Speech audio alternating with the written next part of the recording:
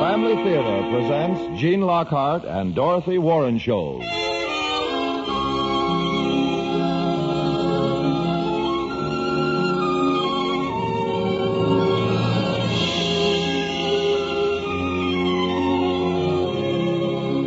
From Hollywood, the Mutual Network, in cooperation with Family Theater, presents Clipper Ship, starring Gene Lockhart. And now, here is your hostess, Dorothy Warren Shows.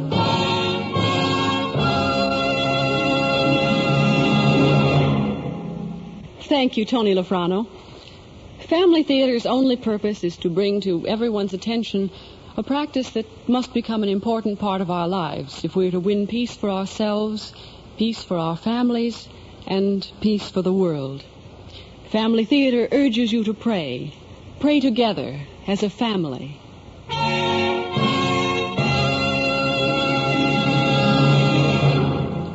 And now to our transcribed drama, Clipper Ship, starring Gene Lockhart as Captain Bolan.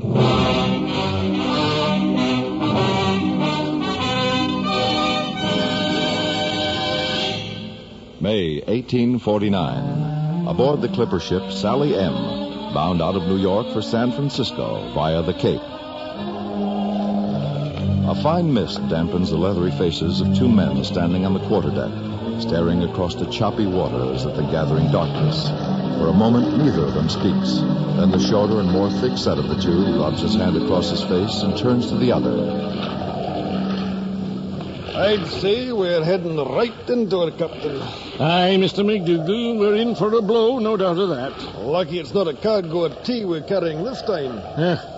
Over a passage like this, I'll take running tea back from Hong Kong till there's no more of it. A ship full of gold-rushing loonies with their picks and shovels and packs of flour. There's no denying, though, Captain, the Sally M will make a very pretty penny for the passage. On this one trip, she'll pay for herself. Aye, but it's a great mistake the line is making, Mr. McDougal, using half our clipper ships to feed this gold fever. You mark my words. In 6 months, the bubble will burst. Then where'll we be?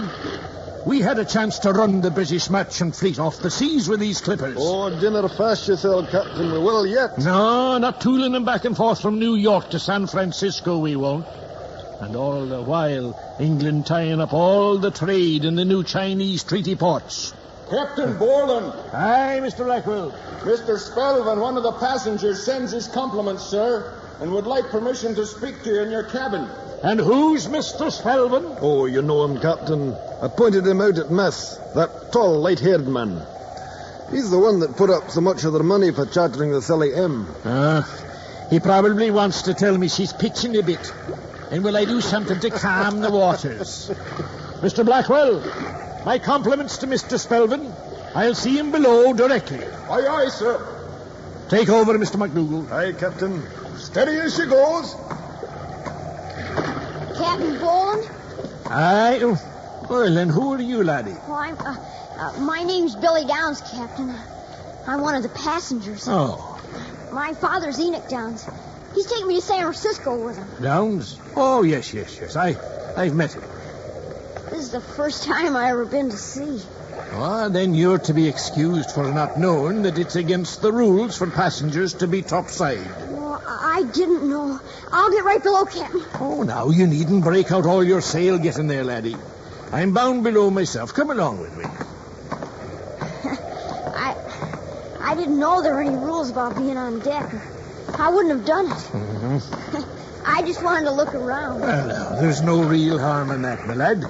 But, well now, look off to the east there. Do you see how dark the sky is? Oh, it is dark. Aye, and it could be blowing on us in a trice. Water and wind like you never dreamed of. I didn't even notice how dark it was over there. Oh, and a man topside who wasn't braced and ready for weather like that, well, he might be over the rail before he knew it. Well, I'll sure enough stay below from now on, Captain. Mind the steps there, lad. This hatchway's as dark as a pocket. Yes, sir. I'll be careful. All right. Well, now that's my cabin, lad, right there. Now, you just keep along this way forward and you'll get where you're going to. Hey, it's Sounds like someone's arguing. Well, I'm watching if it doesn't. And the sound's coming from my own cabin. Oh, well, we'll soon stop that. Belay there now. What's going on here? Captain Boland, I want to apologize. Well, I should hope you would, Mr. Spelvin. Go to your cabin, Billy. Mr. Spelvin and I have some business to discuss with the captain. Is anything wrong? Nothing at all, Billy. Go to your cabin. You best do as your father says, my lad. All right. I'll wait there for you, Father. I want to add my apologies to those of Mr. Spelvin, Captain. And I find neither his nor yours acceptable just yet. Now, what's this all about? Now, see here, Boland, you can save that tone of voice for your dealings with the crew. We've paid your line a fancy price for this passage. Mr. Spelvin, you listen to me carefully. And you too, Mr. Downs. I'm master of this ship, and without my say-so, your privileges as a passenger don't amount to a puff of smoke, no matter how much money you throw around. Now, is that clear? I'm sure Mr. Spelvin had no intention of questioning your authority, Captain. I'm perfectly able to state my intentions without your help, Downs. Then just what are they, Mr. Spelvin? And why did you want to see me? To inform you, Captain, that a majority of the members of the company aboard have decided not to leave the ship at the Isthmus of Panama. They say they're going all the way around the Horn with you. Captain, that isn't true. The majority of the company wants to cross at Panama. All up now a minute, both of you. There's no argument here. The agreement, Mr. Spelvin, is that all passengers disembark at Panama and go by mule back to the Pacific side and then ship from there up to San Francisco on the shuttle. Only the crew and the cargo go round the Horn. Let us say that was the agreement, Captain. It's no longer possible. Captain Boland, I assure you... Just a moment, Mr. Downs. Now, Mr. Spelvin, I take you for a man whose word is much to be respected. Oh, look here, Boland. Maybe on shore your double-tongued ways haven't caught up with you. But they won't work here. I'm telling you that the passengers can't meet the cost of crossing at Panama and taking the shuttle. That's a lie. You were given charge of the money. There was more than enough. Originally, yes. But we've had to pay nearly double for everything. I can show you the manifests. The manifests. And I've little doubt of that, Mr. Spelvin. But if that was the case, why didn't you make this known before we sailed from New York? And have you leave us high and dry, or force us to sell you our cargo at a loss? No reputable line would do such a thing, and you know it. Well, if it's the reputation of your line you pride yourself so much on, Captain, how do you think it's going to look to the rest of the firms back on South Street when the story comes out in the New York papers that you stranded a whole ship full of passengers in Panama? What? Are you thieving waster? And that's how it will look, Captain. You can take my word for it. Get out. Get out of this cabin before I break you in two. Think it over, Captain. Think it over carefully.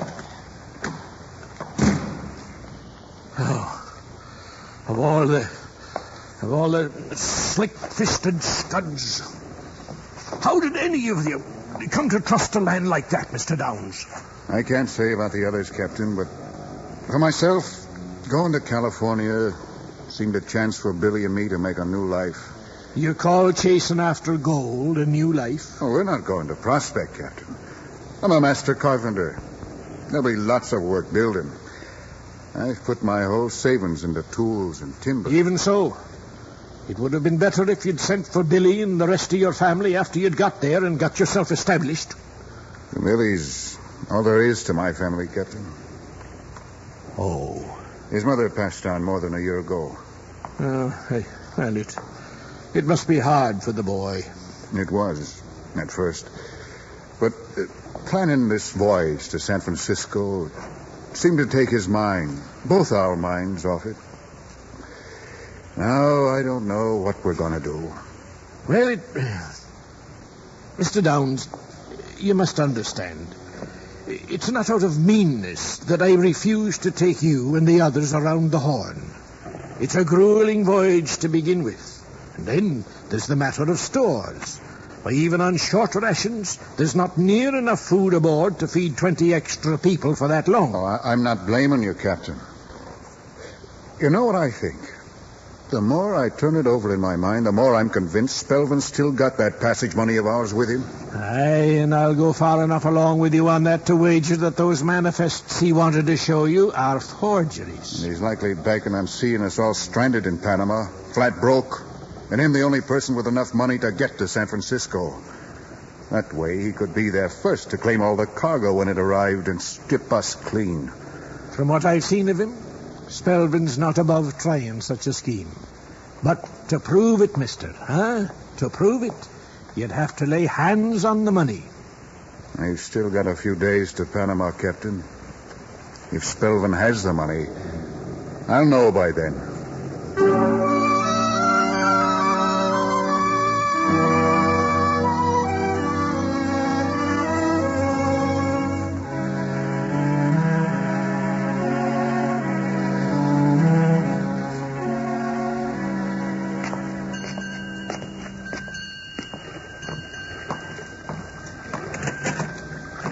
Blackwell, Who's that?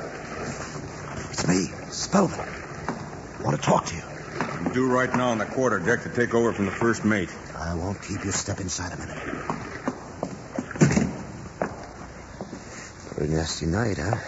I've seen worse. What's on your mind? Did the captain say anything to you about what happened in his cabin this afternoon? I'm just a second mate, Spelvin. Boland doesn't tell me anything, except orders. You heard about it, though. I heard you riled him fair enough. Would have done my heart good to see that. He threatened to put us off at Panama no matter what. Do you think he meant it? You can lay to that. Boland says something, he means it. Good. Maybe not so good for you. The rest of the passengers in this company of yours, I hear, are fair boiling over the rumor that their money's gone. There's no more rumor to it. I told them the money's all spent. We all had a meeting tonight at the insistence of that meddler Downs. I showed him those manifests you had made for me. You never heard such gnashing and weeping. But they swallowed it. They swallowed it whole. You're a brassy one, Spelvin. I'll say that for you. Speaking of brass, Mr. Blackwell, do you want your share now, or would you prefer to wait until we meet in San Francisco?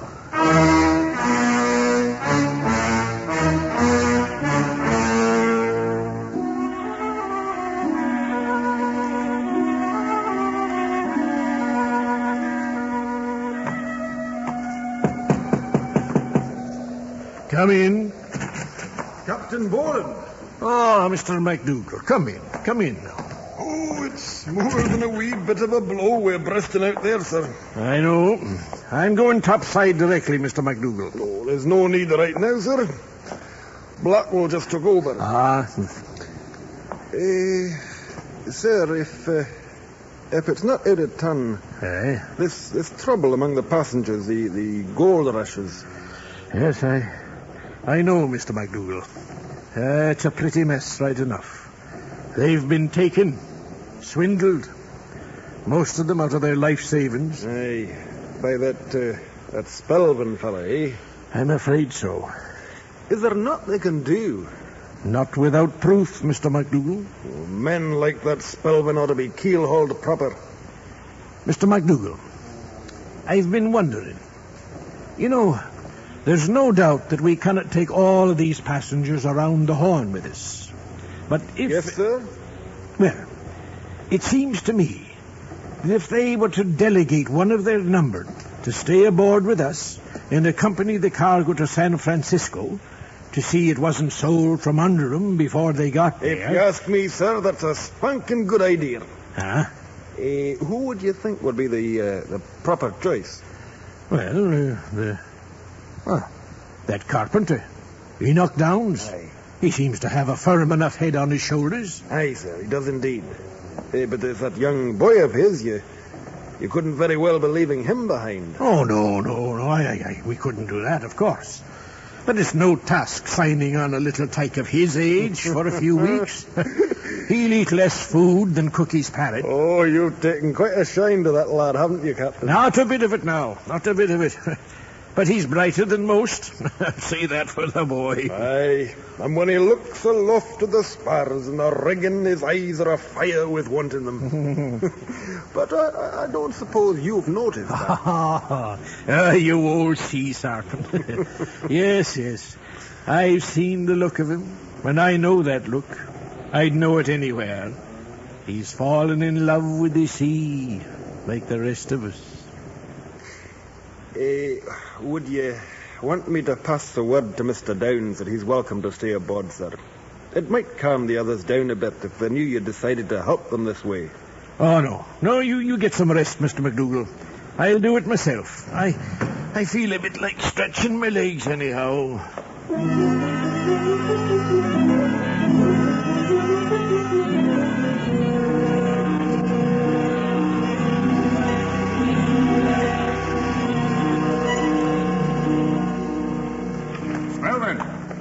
Spelvin, is that you? Who's that? Enoch Downs. I want to talk to you. I think we've said all there is to say to each other, Downs.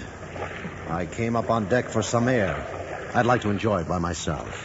Like you're going to enjoy that passage money of ours? Don't be a fool. I'm not going to be one any longer, Spelvin. I examined those manifests very carefully tonight. They're forged. I don't suppose you'd be so foolish as to make that accusation publicly, Downs? I would, and I will. With no proof? With proof enough to warrant an investigation. I've been wondering ever since this voyage began where it was I'd seen that second mate before, Blackwell. And, have you remembered? With your help, yes. I was standing down on the companionway when he came out of your cabin tonight, counting a handful of silver. Well, there's no law against a ship's officer counting his money. His money? No. But my money. The money of the other passengers. Money you claim has already been spent. That's something else. You mean you're going to report Mr. Blackwell to the captain? That's exactly what I mean. And I'll wager an examination of those coins will prove that... Did you hear all of what he was saying, Blackwell? Enough of it. I told you there was someone watching down the companionway when I come out of your cabin. What do we do with him? Well, there's a heavy sea running tonight. Aye. Man who was standing too close to the rail. The way this ship is rolling and pitching. Aye. Give me a hand.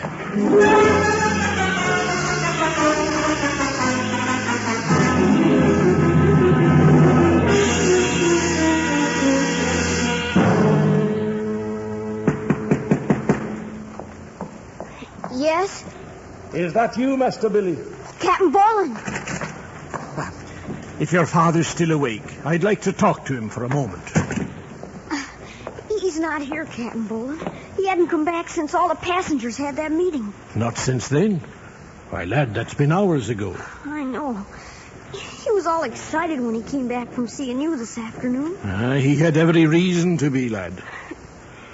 Is there anything wrong, Captain? Father said that... Well, that Mr. Spillman had stolen our passage money, but... Now, Billy, ease off now. There's no sense hoisting your sheets till you know where you're bound. Did your father say that he had talked to Spelvin about the passage money yet? Nobody meant to. I know that. Most likely after the meeting below decks. Captain, are you going to make us all get off at Panama? What, lad? Panama? Oh, no, lad. Not all of you. I told Father you wouldn't. I knew you wouldn't. Spelvin's cabin is this way, isn't it? Huh? Oh, yeah. It's down toward the front. I mean, it's forward, sir. Forward? You're learning the lingo, aren't you, lad? Come along now.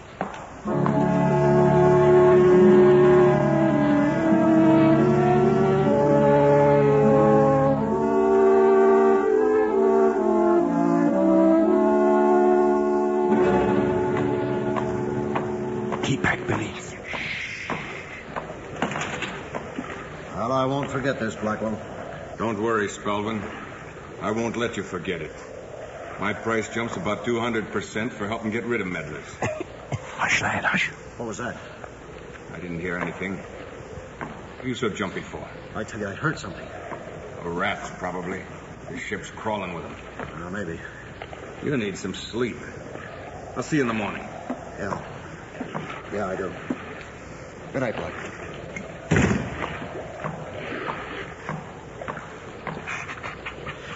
Now, laddie, now you get a hold of yourself.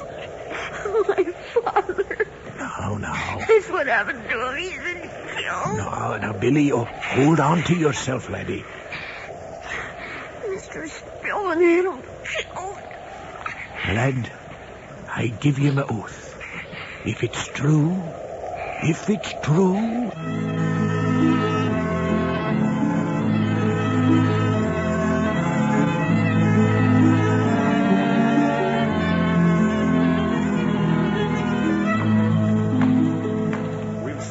the whole ship, Captain. There's no sign of Downs. I didn't expect there would be, Mr. MacDougall. I told the boy yet. He suspects the worst already. I sat with him in his cabin until finally he fell asleep. Do you think the boy's father was murdered and then thrown overboard? There's no doubt in my mind. I found this on the afterdeck, next to the rail. A belaying pin. Bloodstain. Aye. I've been trying to decide... To decide what, Captain? To decide whether to let the authorities take care of Mr. Spelvin or to do it myself.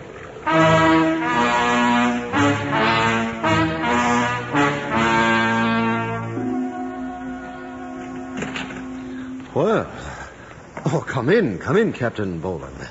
Oh, this is quite an honor. If a bit early in the morning for a social call. Won't you sit down?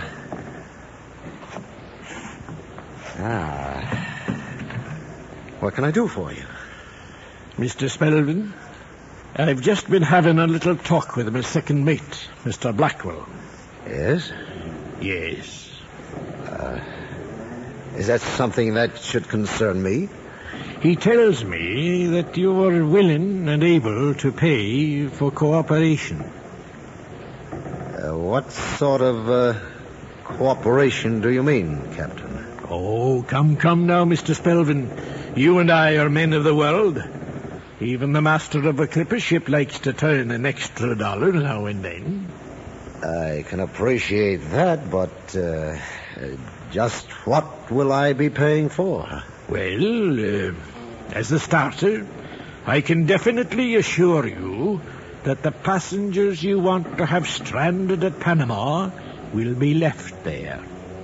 But weren't you going to do that anyhow? I might have, but this way you can be sure of it. How much? $1,500.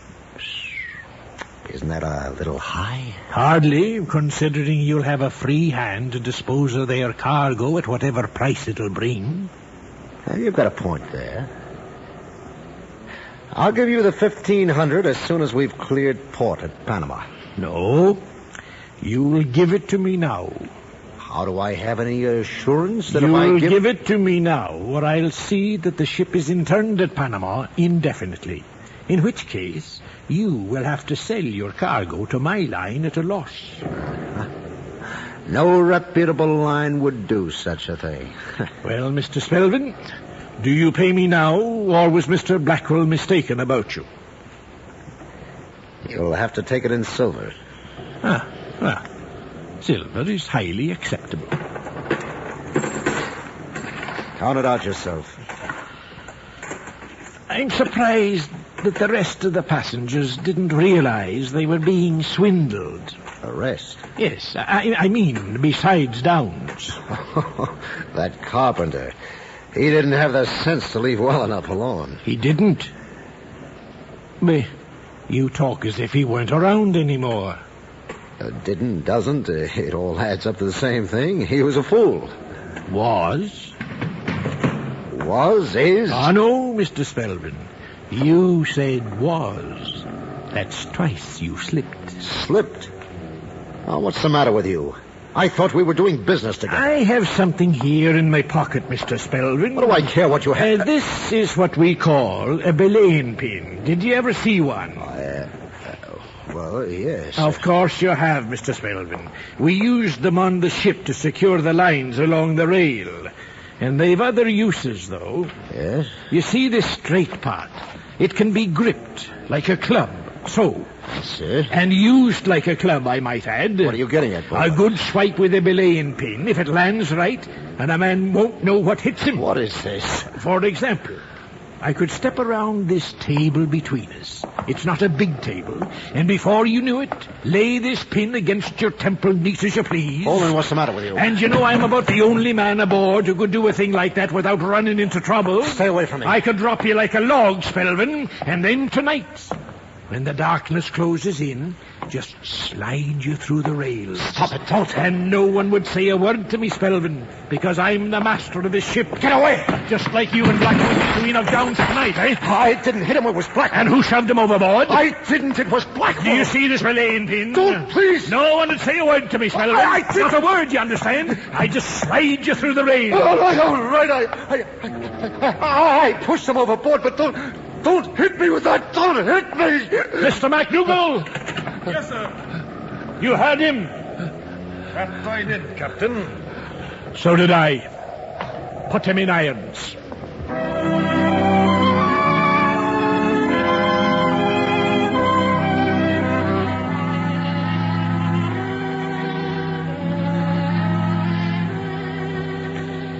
Steady as she goes, Mr. MacDougall. Steady as she goes, Captain. Captain Bolton, Oh, yes, Billy, yes. do you think my father would have wanted me to ship around the Horn? He told me himself, laddie. It was a new life he wanted for you. Well, that's what I got, isn't it, Captain? A new life. You know, I think if he hadn't been such a good carpenter that my father would have liked the sea. You know? Aye, my lad, aye.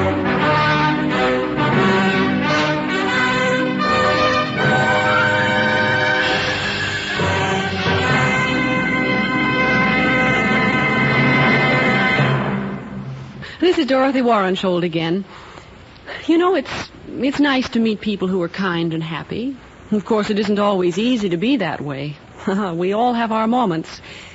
Yes, and we all have the difficulties and inconveniences that sometimes get us a little riled up. But you know, that's mostly because something's been misplaced or there's something missing, either around the house or in people. We kind of expect people to think of things or do things a certain way, and we're upset if they don't. But isn't it true we often get grousy and annoyed, and the real reason is there's something missing in ourselves? I guess we hate to admit that, but it's true. Yes, it's the things that are missing that make for unhappiness. And a lot of homes are unhappy because family prayer is missing.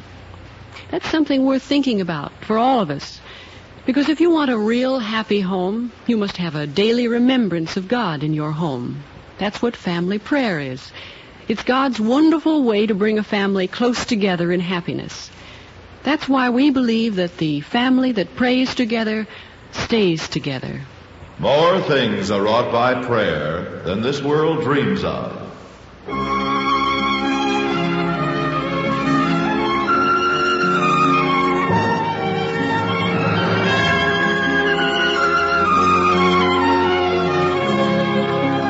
From Hollywood, Family Theater has brought you transcribed Clipper Ship, starring Gene Lockhart.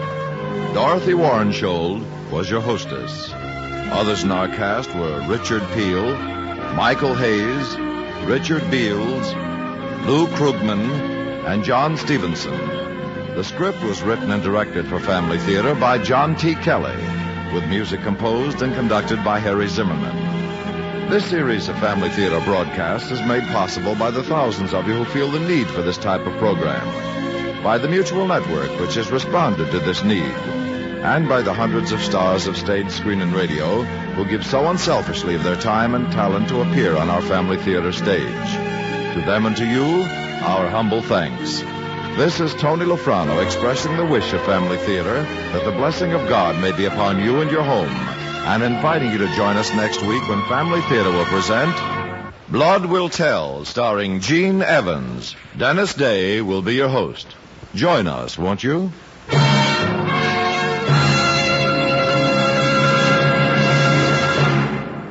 Family Theater is broadcast throughout the world and originates in the Hollywood studios of the world's largest network. This is Mutual, the radio network for all America.